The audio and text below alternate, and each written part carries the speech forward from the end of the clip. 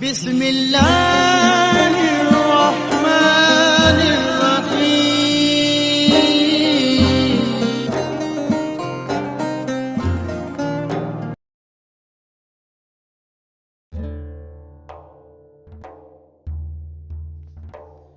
اعوذ باللہ من الشیطان الرجیم، بسم اللہ الرحمن الرحیم۔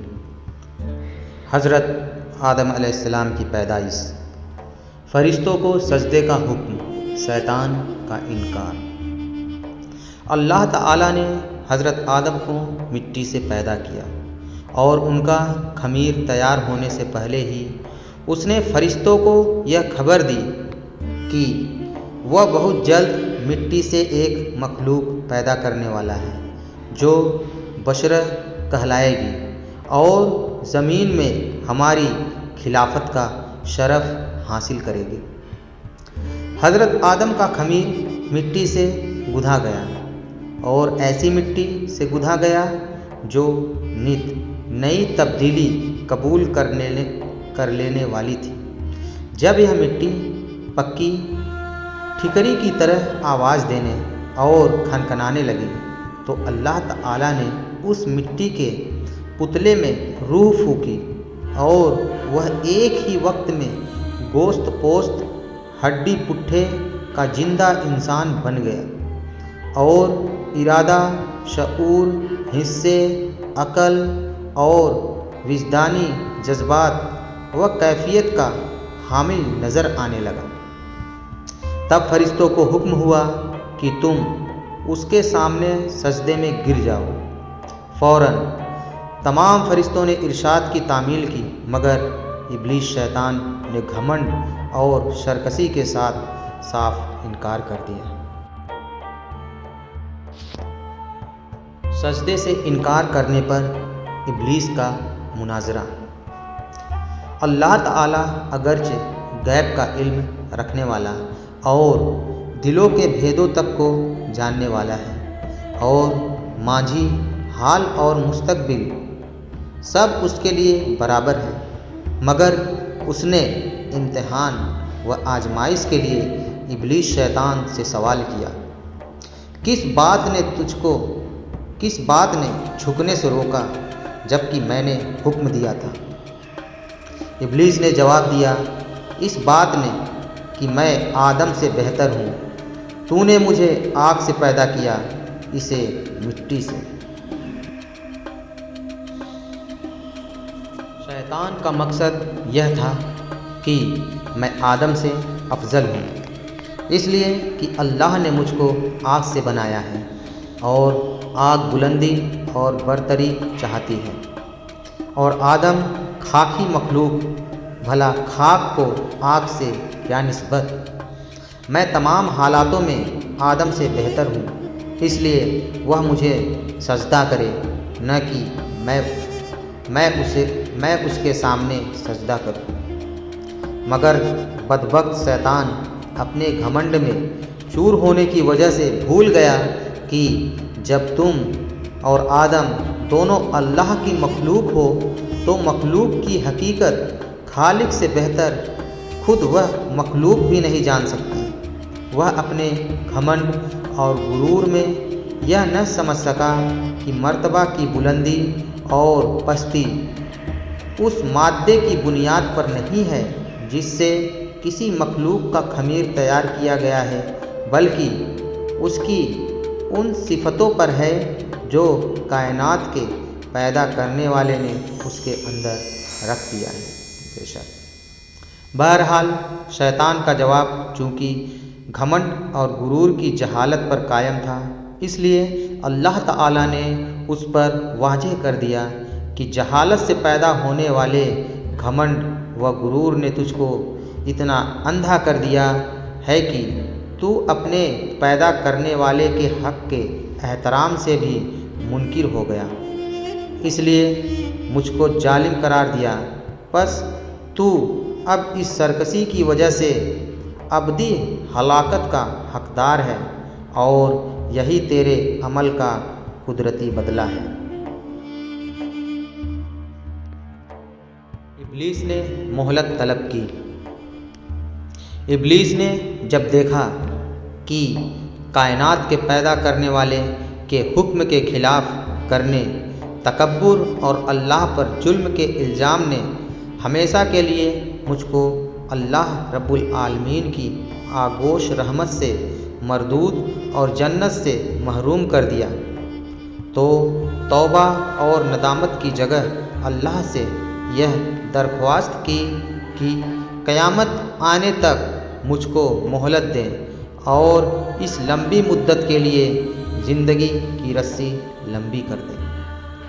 اللہ کی حکمت کا تقاضا بھی یہی تھا، اس لیے اس کی درخواست منظور کر لی گئی۔ یہ سن کر اب اس نے پھر ایک بار اپنی شیطانی کا مظاہرہ کیا، کہنے لگا، جب تو نے مجھ کو مردود قرار کر ہی دیا تو جس آدم کی بدولت مجھے یہ رسوائی نصیب ہوئی، میں بھی آدم کی اولاد کی راہ ماروں گا اور ان کے سامنے، پیچھے، آس پاس اور چاروں اور سے ہو کر ان کو گمراہ کروں گا اور ان کی اکثریت کو تیرا ناشکر بنا چھوڑوں گا۔ البتہ تیرے مخلص بندے میرے فریب کے تیر سے گھائل نہ ہو سکیں گے اور ہر طرح محفوظ رہیں گے۔ اللہ نے فرمایا، ہم کو اس کی کیا پرواہ، ہماری فطرت کا قانون مکافات عمل اور پاداش عمل اٹل قانون ہے، بس جو جیسا کرے گا ویسا بھرے گا، اور جو بنی آدم مجھ سے روگردانی کر کے تیری پیروی کرے گا وہ تیرے ہی ساتھ میرے عذاب کا حقدار ہوگا۔ جا اپنی ذلت اور رسوائی اور خراب قسمت کے ساتھ یہاں سے دور ہو اور اپنی اور اپنے پیروکاروں کی ابدی لعنت مطلب جہنم کا انتظار کر۔ حضرت آدم علیہ السلام اور دوسرے فرشتے۔ حضرت آدم علیہ السلام کی خلافت، جیسا کہ پہلے بیان کیا گیا ہے، جب اللہ تعالیٰ نے حضرت آدم علیہ السلام کو پیدا کرنا چاہا تو فرشتوں کو خبر دی کہ میں زمین پر اپنا خلیفہ بنانا چاہتا ہوں جو اختیار اور ارادے کا مالک ہوگا اور میری زمین پر جس کا تصرف استعمال کا حق حاصل کرنا چاہے گا کر سکے گا اور اپنی ضرورتوں کے لیے اپنی مرضی کے مطابق کام لے سکے گا۔ گویا وہ میری قدرت اور میرے تصرف مطلب استعمال و اختیار کا مظہر ہوگا۔ فرشتوں نے یہ سنا تو حیران میں رہ گئے اور اللہ کے دربار میں عرض کیا کہ اگر اس ہستی کی پیدائش کی حکمت یہ ہے کہ وہ دن رات تیری تسبیح و تہلیل میں لگا رہے اور تیری تقدیس اور بزرگی کے گن گائے تو اس کے لیے ہم حاضر ہیں، جو ہر لمحہ تیری حمد و ثنا کرتے اور بے چن و چرا تیرا حکم بجا لاتے۔ ہم کو تو اس خاکی سے فتنہ کے فساد کی بو آتی ہے، ایسا نہ ہو کہ یہ تیری زمین میں خرابی اور خریزی پیدا کر دے۔ اے اللہ، تیرا یہ فیصلہ آخر کس حکمت پر مبنی ہے؟ بارگاہ الہی سے ایک تو ان کو یہ ادب سکھایا گیا کہ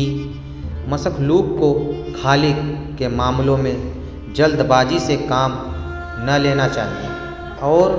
اس کی جانب سے حقیقت حال کے ظاہر ہونے سے پہلے ہی شک و شبہ کو سامنے نہ لانا چاہیے، اور وہ بھی اس طرح کہ اس میں اپنی برتری اور بڑائی کا پہلو نکلتا ہو۔ کائنات کا پیدا کرنے والا ان حقیقتوں کو جانتا ہے جن کو تم نہیں جانتے، اور اس کے علم میں وہ سب کچھ ہے جو تم نہیں جانتے۔ بے شک حضرت آدم علیہ السلام کی تعلیم، علم کا سکھانا اور فرشتوں کا عز کا اقرار۔ اس جگہ فرشتوں کا سوال اس لیے نہ تھا کہ وہ اللہ تعالیٰ سے مناظرہ یا اس کے فیصلے کے متعلق مشگافی کریں، بلکہ وہ آدم کی پیدائش کا سبب معلوم کرنا چاہتے تھے، اور یہ کہ اس کو خلیفہ بنانے میں کیا حکمت ہے۔ ان کی خواہش تھی کہ اس حکمت کا راز ان پر بھی کھل جائے، اس لیے ان کے طرز ادا اور مقصد کی تعبیر میں کوتاہی پر تنبیہ کے بعد اللہ تعالیٰ نے یہ پسند فرمایا کہ ان کے اس سوال کا جواب، جو ظاہر میں حضرت آدم علیہ السلام کی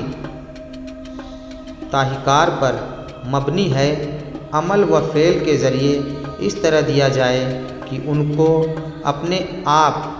آدمی کی برتری اور اللہ کی حکمت کی بلندی اور اونچائی کو نہ صرف ماننا پڑے، بلکہ اپنے درماندگی اور عز کا بھی بدیہی طور پر مشاہدہ ہو جائے۔ اس لیے حضرت آدم کو اپنی سب سے بڑی مرتبے والی صفت علم سے نوازا اور ان کو چیزوں کا علم عطا فرمایا، اور پھر فرشتوں کے سامنے پیش کر کے ارشاد فرمایا کہ تم ان چیزوں کے بارے میں کیا علم رکھتے ہو؟ ان کے پاس علم نہ تھا، کیا جواب دیتے؟ مگر اللہ سے قرب رکھتے تھے۔ سمجھ گئے کہ ہمارا امتحان مقصود نہیں ہے، کیونکہ اس سے پہلے ہم کو اس کا علم ہی کب دیا گیا ہے کہ آزمائش کی جاتی، بلکہ یہ تنبیہ مقصود ہے کہ زمینی خلافت کا مدار تسبیح و تہلیل کی کثرت اور تقدیس و تمجید پر نہیں، بلکہ علم نامی صفت پر ہے، اس لیے کہ ارادہ، اختیار، قدرت و تصرف اور قدرت کا اختیار علم کی زمینی صفت کے بغیر ناممکن ہے۔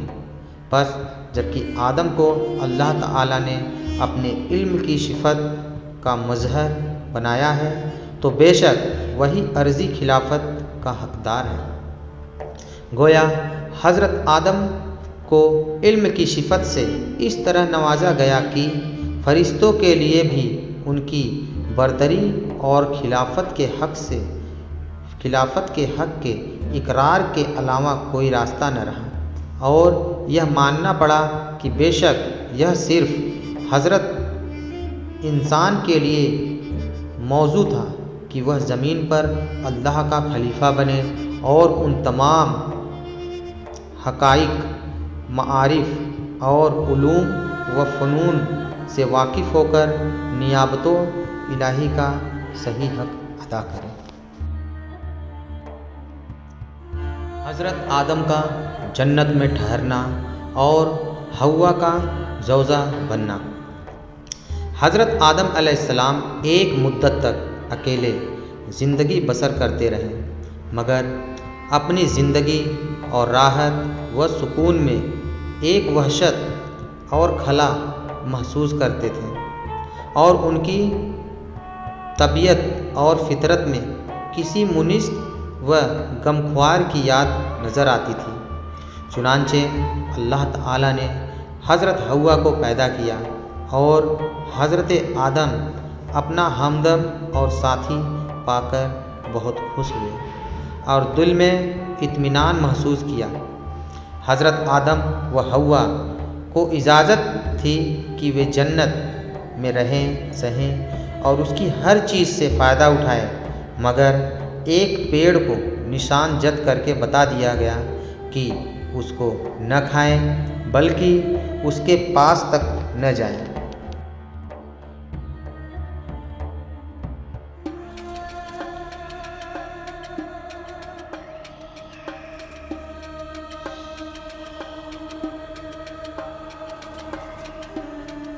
حضرت آدم علیہ السلام کا جنت سے نکلنا۔ اب ابلیس کو ایک موقع ہاتھ آیا اور اس نے حضرت آدم و حوا کے دل میں یہ وسوسہ ڈالا کہ یہ پیڑ جنت کا پیڑ ہے، اس کا پھل کھانا جنت میں ہمیشہ آرام و سکون اور اللہ کا قرب پانے کی ضمانت دیتا ہے، اور قسمیں کھا کر ان کو بتایا کہ میں تمہارا خیر خواہ ہوں، دشمن نہیں ہوں۔ یہ سن کر حضرت آدم کے انسانی بشری خواص میں سب سے پہلے نسیہ مطلب بھول چوک نے ظہور کیا، اور یہ بھول بیٹھے کہ اللہ کا یہ حکم ضروری تھا، نہ کہ رب کی اور سے کوئی مشورہ۔ آخرکار جنت کے ہمیشہ قیام اور اللہ کے قرب کے عزم میں لغزش پیدا کر دی، اور انہوں نے اس پیڑ کا پھل کھا لیا۔ اس کا کھانا تھا کہ بشری لوازم انسانی ضرورتیں ابھرنے لگیں۔ دیکھا تو ننگے ہیں اور لباس سے محروم۔ جلد جلد آدم حوا دونوں پتوں سے سطر ڈھانکنے لگے، گویا انسانی تمدن کی یہ شروعات تھی کہ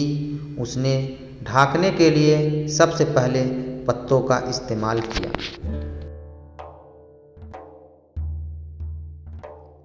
ادھر یہ ہو رہا تھا کہ اللہ تعالیٰ کا غضب اترا اور حضرت آدم سے پوچھ تاچھ ہوئی کہ منع کرنے کے باوجود یہ حکم کا نہ ماننا کیوں؟ حضرت آدم آخر آدم تھے، اللہ کے دربار کے مقبول تھے، اس لیے شیطان کی طرح مناظرہ نہیں کیا اور اپنی غلطیوں کو تعویلوں کے پردے میں چھپانے کی بے مطلب کی کوشش سے باز رہے۔ ندامت و شرمساری کے ساتھ اقرار کیا کہ غلطی ضرور ہوئی، لیکن اس کی وجہ سرکشی نہیں بلکہ انسان ہونے کے ناطے بھول چوک اس کی وجہ ہے۔ پھر بھی غلطی ہے، اس لیے توبہ و استغفار کرتے ہوئے معاف کر دیے جانے کی درخواست کرتا ہوں۔ اللہ تعالیٰ نے ان کے اس عذر کو قبول فرمایا اور معاف کر دیا، مگر وقت آ گیا تھا کہ حضرت آدم علیہ السلام اللہ کی زمین پر خلافت کا حق ادا کرے۔ اس لیے حکمت کے تقاضے کے طور پر ساتھ ہی یہ فیصلہ سنایا کہ تم کو اور تمہاری اولاد کو ایک طے وقت تک زمین پر قیام کرنا ہوگا، اور تمہارا دشمن ابلیس عداوت کے اپنے تمام سامان کے ساتھ وہاں موجود رہے گا، اور تم کو اس طرح ملکوتی اور طاغوتی دو ٹکرانے والی طاقتوں کے درمیان زندگی بسر کرنی ہوگی۔ اس کے باوجود اگر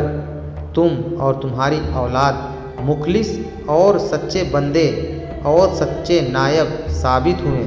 تو تمہارا اصل وطن جنت ہمیشہ کی طرح تمہاری ملکیت میں دے دیا جائے گا۔ اس لیے تم اور حوا یہاں سے جاؤ اور میری زمین پر بسو اور اپنی مقرر کی ہوئی زندگی تک عبودیت کا حق ادا کرتے رہو، اور اس طرح انسانوں کے باپ اور اللہ تعالیٰ کے خلیفہ حضرت آدم علیہ السلام نے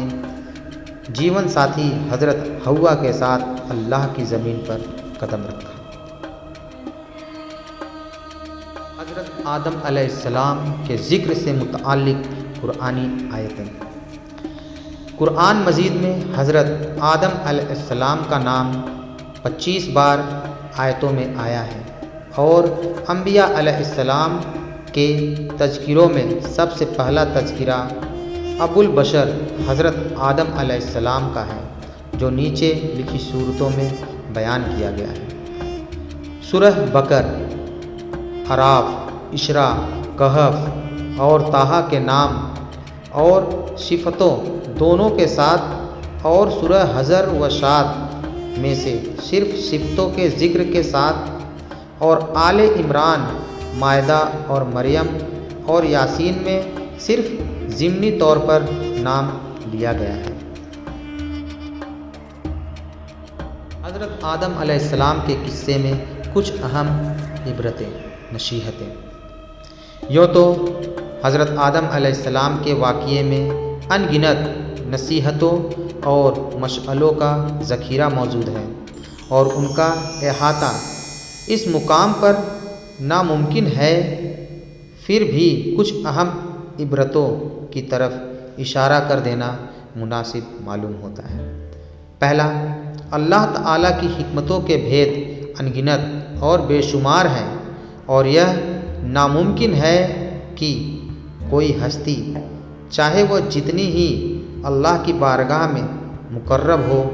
ان تمام بھیدوں کو جان جائے۔ اس لیے اللہ کے فرشتے انتہائی مقرب ہونے کے باوجود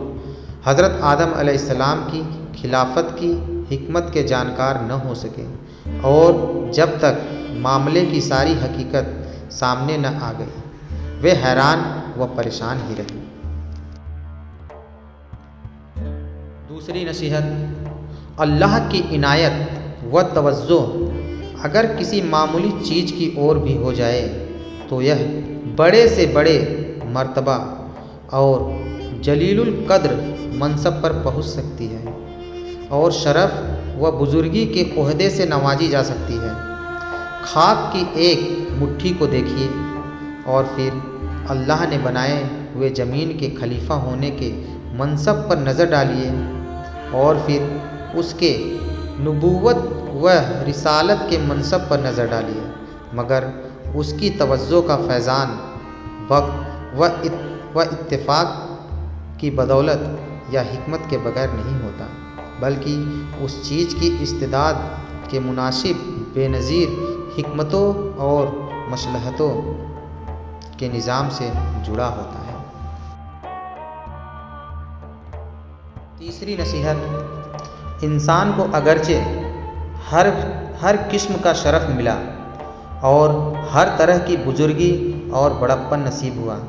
پھر بھی اس کی پیدائشی اور طبعی کمزوریاں اپنی جگہ اس طرح قیام کر رہیں، اور بشر اور انسان ہونے کی وہ کمزوری اپنی جگہ باقی رہی۔ اصل میں یہی وہ چیز تھی جس نے حضرت آدم علیہ السلام پر اس بزرگی اور بڑے درجے کے ہوتے ہوئے ایسی بھول لگا دی، اور وہ ابلیس کے وسوسے میں آ گئے۔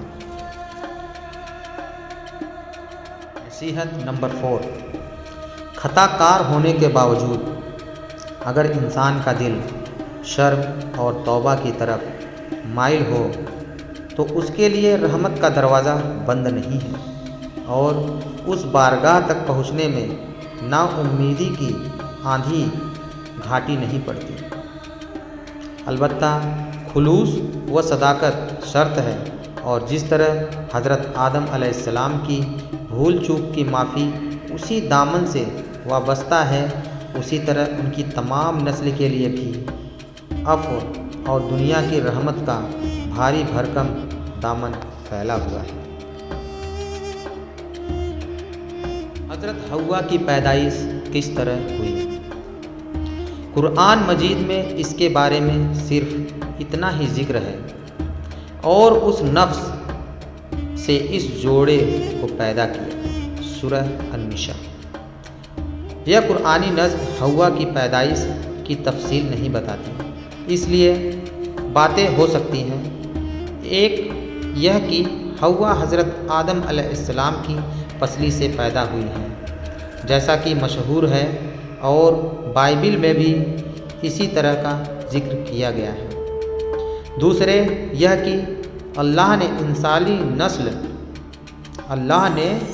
انسانی نسل کو اس طرح پیدا کیا کہ مرد کے ساتھ اس کی جنس سے ایک دوسری مخلوق بھی بنائی، جس کو عورت کہا جاتا ہے، اور جو مرد کا جیون ساتھی بنتی ہے۔ جہاں تک پہلی بات کا تعلق ہے تو बुखारी व मुस्लिम की रिवायतों में भी ज़रूर आता है कि औरत पसली से पैदा हुई है। इसका मतलब मशहूर तहकीक करने वाले और पारखी अल्लामा करतबी रहमतुल्लाह ने यह बयान किया है कि असल में औरत की पैदाइश को पसली से तशबीह दी गई है, यानी उसका हाल पसली की तरह है। अगर उसकी टेढ़ को सीधा करना चाहोगे तो वह टूट जाएगी। जो जिस तरह पसली के तिरछेपन के बावजूद उससे काम लिया जाता है और उसकी टेढ़ को दूर करने की कोशिश नहीं की जाती, उसी तरह औरत के साथ नरमी और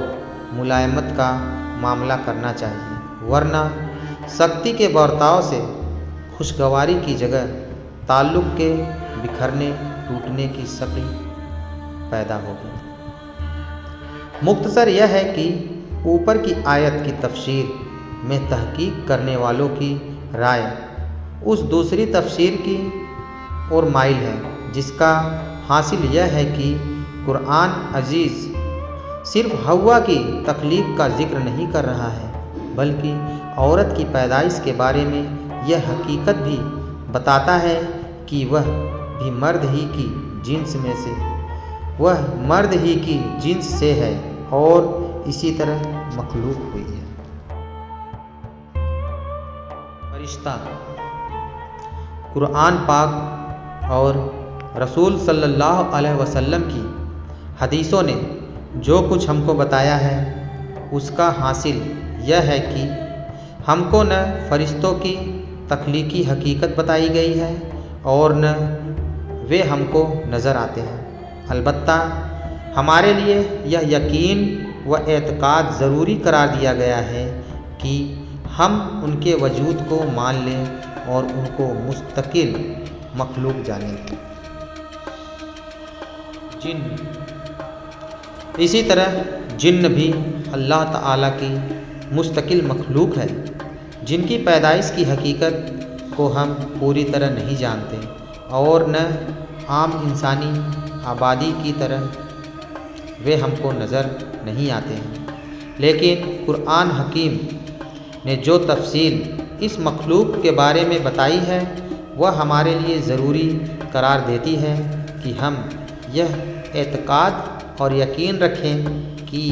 वे भी इंसान की तरह मुस्तकिल मखलूक हैं और उसी की तरह शराअत पर चलने को मजबूर भी। इनमें पैदा करने और बढ़ने का भी सिलसिला है और इनमें नेक और बद भी है। इब्लीस या शैतान, कुरान मजीद की आयतों से मालूम होता है कि शैतान भी जिन्न ही की नस्ल से है और इब्लीस शैतान ने अल्लाह के सामने खुद को यह माना कि इसकी तख्लीक आग से हुई है।